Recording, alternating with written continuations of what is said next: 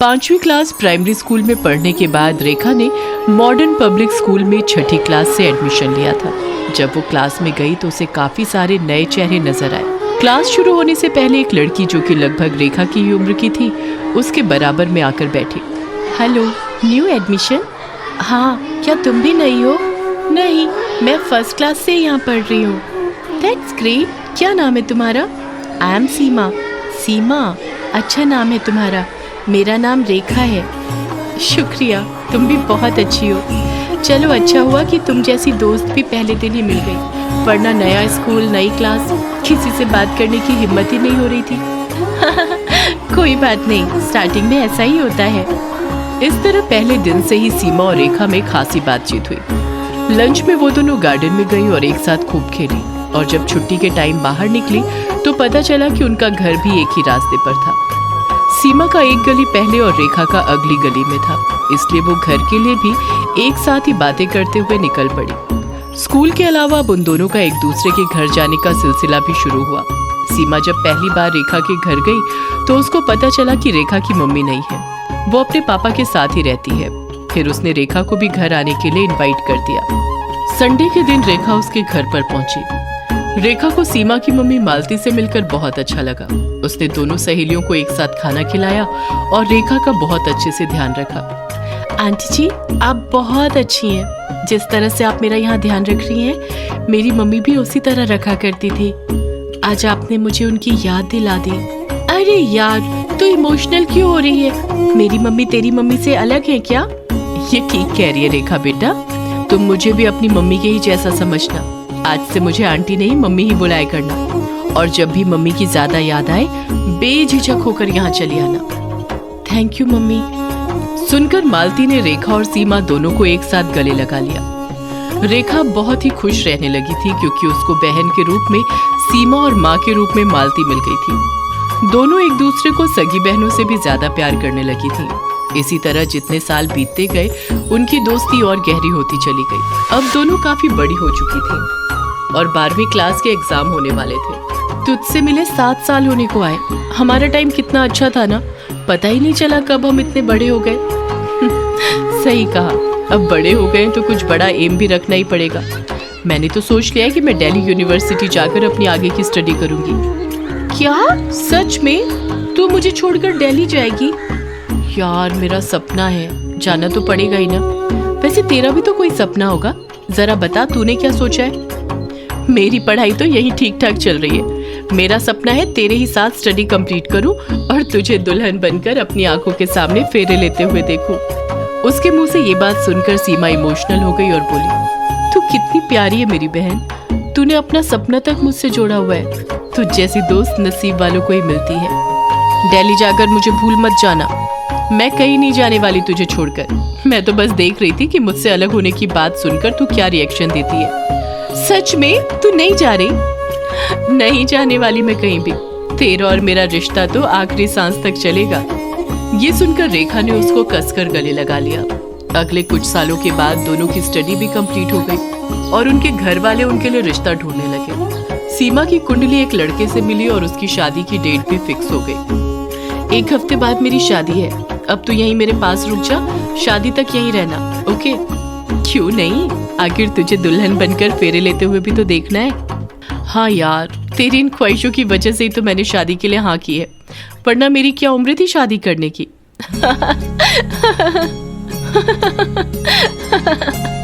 दोनों एक साथ हंसने लगी। शादी का दिन भी करीब आ गया।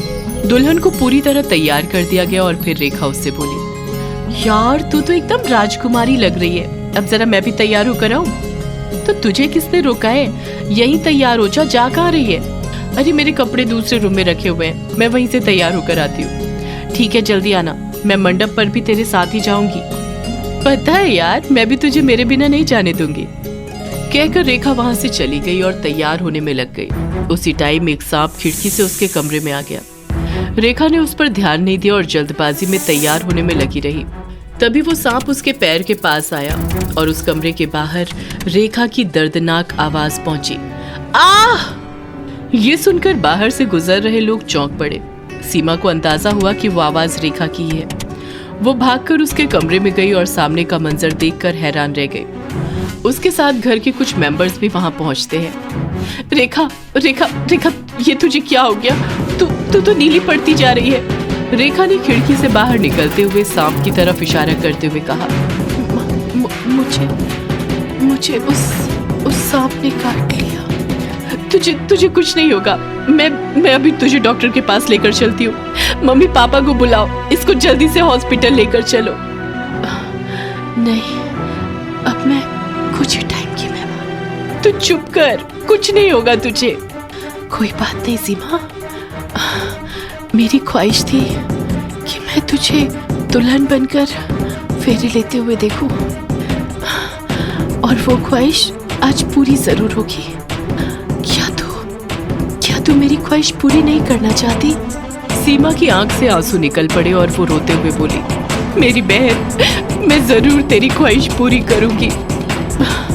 मैं नहीं चाहती कि मेरी आखिरी सांसें एम्बुलेंस में खत्म हो। मैं चाहती हूँ कि तेरी शादी को होते हुए देखकर मेरी आंखें बंद हो। ऐसा ही होगा मेरी बहन, कहकर सीमा अपने पापा से कहती है, पापा रेखा को संभाले। उसके पापा रेखा को गोद में लेकर चलते हैं और उसके बराबर में सीमा दुल्हन बनी हुई मंडप तक पहुंचती है। रेखा के सामने ही सीमा फेरे लेती है और सभी उनकी इस दोस्ती को देखकर इमोशनल नजर आते हैं। फिर मंगलसूत्र पहनने के तुरंत बाद ही सीमा रेखा से बोलती है, देख रेखा, मेरी शादी हो गई, अब तो तू खुश है ना? हाँ, मैं खुश हूँ।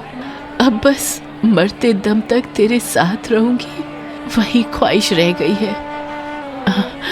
इस घर से तेरी डोली और मेरा जनाजा एक साथ उठेगा। नहीं, अब मैं और नहीं रुकूंगी, मैं अभी तुझको हॉस्पिटल लेकर चलती हूँ। अरे पागल, तूने तो मेरी आखिरी ख्वाहिश भी पूरी कर दी।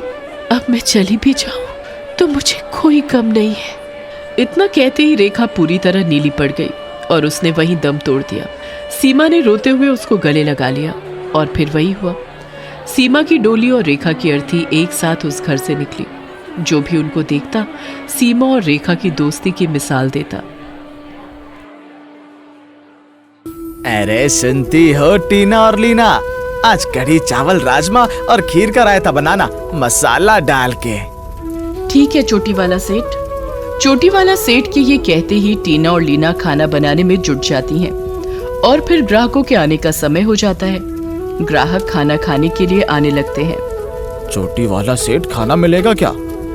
मिलेगा जरूर मिलेगा, मसाला डाल के। आप तशरीफ तो रखिए। चोटी वाला सेठ ये कह ही रहा होता है कि तभी वहाँ गणेशी अपने ऑटो रिक्शा में सवार होकर आता है। उसे देखते ही चोटी वाला सेठ खुश होते हुए कहता है, वेलकम, आओ, तुम्हारा हार्दिक वेलकम है मसाला डाल के। आज तो हमारी बहन टीना ने कढ़ी चावल राजमा बनाया है ना सेठ, मसाला डाल के। हाँ, बिल्कुल बनाया है मसाला डाल के। एक दिन चोटी वाला सेठ टीना और लीना को उनका वेतन दे रहा होता है तो अचानक लीना उस पर गुस्सा दिखाते हुए कहती है, आपने इस टीना को मुझसे ज्यादा पैसा क्यों दिया चोटी वाला सेठ? क्योंकि ये तुमसे ज्यादा जायकेदार खाना बनाती है मसाला डाल के। ये सुनकर लीना चुप हो जाती है और उसके मन में टीना के लिए जलन पैदा हो जाती है। वो मन ही मन कहती है, सब इस टीना की बनाई कढ़ी चावल और राजमा की बड़ाई करते हैं और ये चोटी वाला भी इसको मुझसे ज्यादा वेतन देता है। कुछ न कुछ तो करना ही पड़ेगा मसाला डाल के। टीना अपनी सास शारदा और 9 साल की बीमार बेटी अंकिता के साथ रहती थी। उसकी बेटी अंकिता को अक्सर दौरे पड़ते रहते थे और उसका इलाज चल रहा था। एक दिन टीना चोटी वाला सेठ के ढाबे पर खाना बनाने में लगी हुई थी कि तभी उसकी सास शारदा भागते भागते वहां आती है। शारदा टीना से कहती है, अरे बहू, अंकिता को दौरा पड़ा है, उसे डॉक्टर के पास ले जाना है, जल्दी से कुछ पैसे दे दो।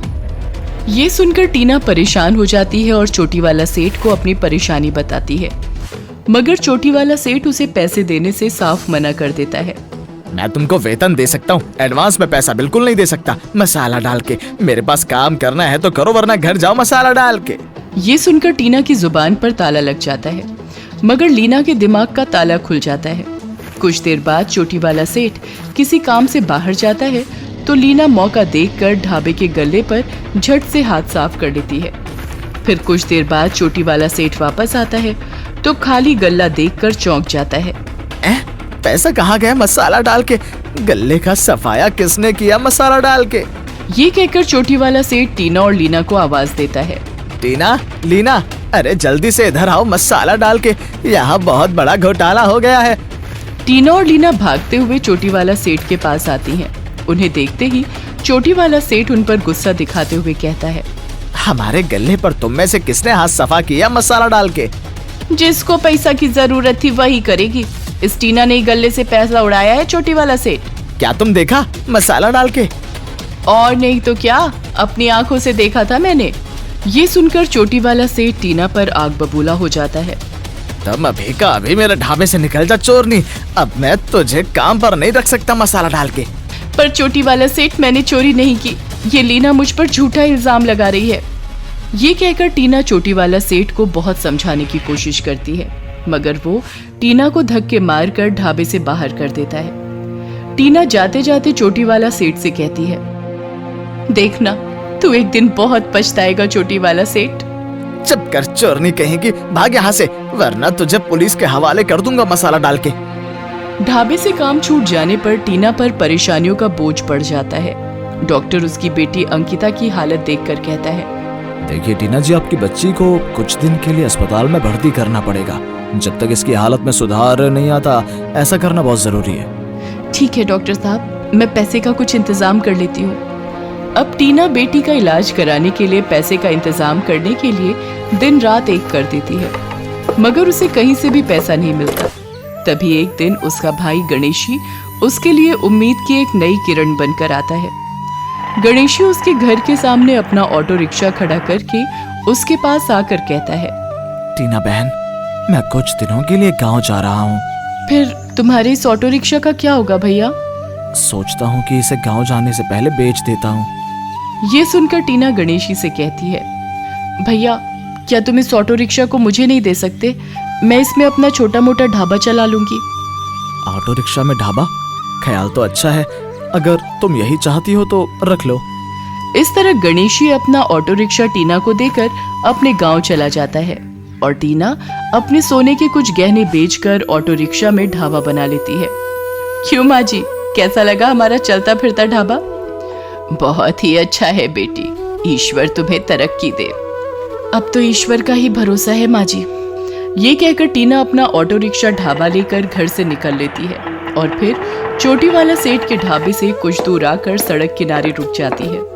वहाँ के कुछ लोग पहले से ही टीना को जानते थे और उनको टीना का बनाया खाना बहुत पसंद था, इसलिए टीना के वहाँ खड़े होते ही उसका ढाबा चलने लगता है। मैं भी कहूँ कि अब चोटी वाला सेठ का कड़ी चावल राजमा में जायका क्यों नहीं आ रहा था? मुझे क्या पता था अब उसके पास टीना काम नहीं करती। टीना बहन, सच में ही तुम्हारे हाथ का कड़ी चावल राजमा खाकर उंगलियां चाटने को मन करता है। अब तो टीना का अपना ऑटो रिक्शा ढाबा खुल गया है बहन। अब तो तुम सब रोज ही हमारे हाथ का बना कड़ी चावल राजमा खा सकते हो। कुछ ही दिनों में टीना का ऑटो रिक्शा ढाबा चलने लगता है और लोग चोटी वाला सेठ का कड़ी चावल राजमा खाना ही बंद कर देते हैं।